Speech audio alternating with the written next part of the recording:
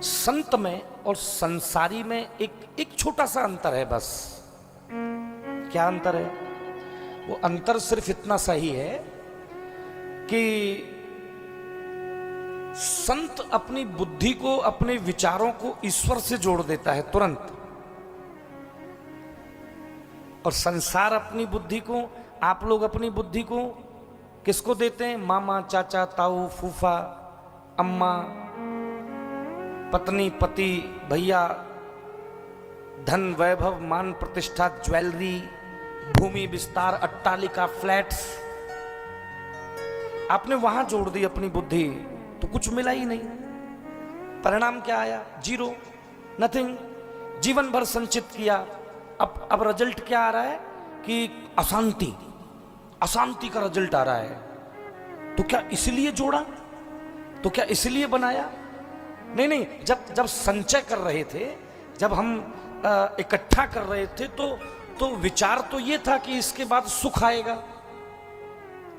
काय का विचार था भाई? संचय के बाद जब संचय कर रहे थे तो सुख के लिए कर रहे थे कि कुछ समय हम सुख में जिएंगे, आनंद आएगा हमें।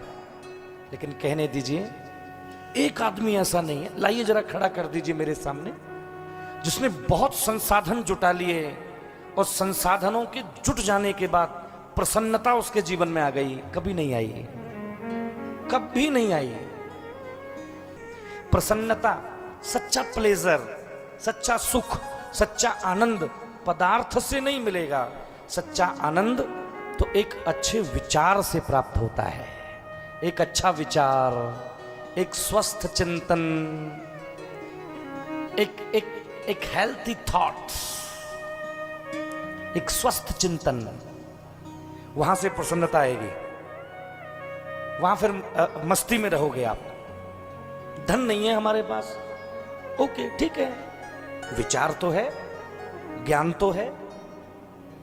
और जिन ज्ञानियों के लिए कहीं मैंने पढ़ा है कि स्वदेशे पूज्यते राजा विद्वान सर्वत्र पूज्यते। धनार्जन हम न कर पाए हों, लेकिन ज्ञानार्जन तो किया है। हर आदमी हर चीज में निपुण नहीं होता भाई। कुछ लोग धनार्जन करने में निपुण होते हैं और कुछ लोग ज्ञानार्जन करने में निपुण होते हैं।